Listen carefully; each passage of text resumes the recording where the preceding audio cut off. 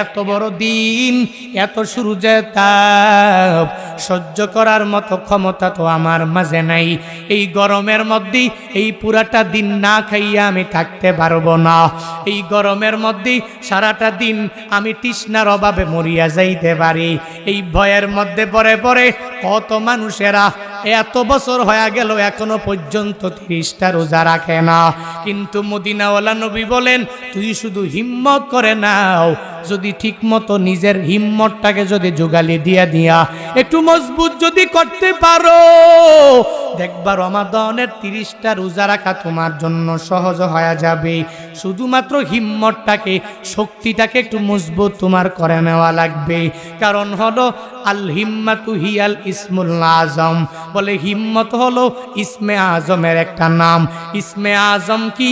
বলে ইসমে আজম হলো এমন একটা জিনিস, যেই ইসমে আজম যেই বান্দা পাওয়া যাবে, ওই বান্দাটা যখনই রবের দরবারে মুনাজাত ধরবে, রবের দরবারে বান্দা দোয়া করবে, ওই ইসমে আজমের মালিক অধিপতি যেই বান্দাটা হয়ে যাবে, আল্লাহর কাছে দোয়া করতে দেরি হয়ে যাবে, আল্লাহ বান্দার দোয়া কবুল করতে দেরি করবে না।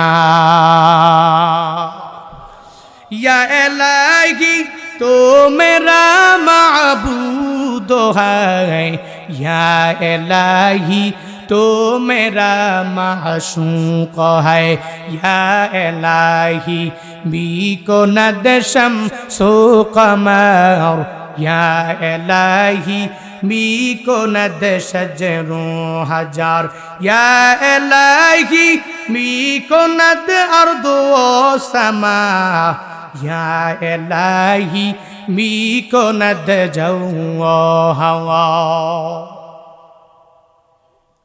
যেই বান্দা হিম্মত করবে, ওই হিম্মত হয়ে যাবে ইসমে আজম। বলে ইসমে আজম কোনটা বান্দা জানুনি? ইসমে আজম হলো দোয়া করতে দেরি হয়ে গেল, রবের দরবারে কবুল হতে দেরি নাই।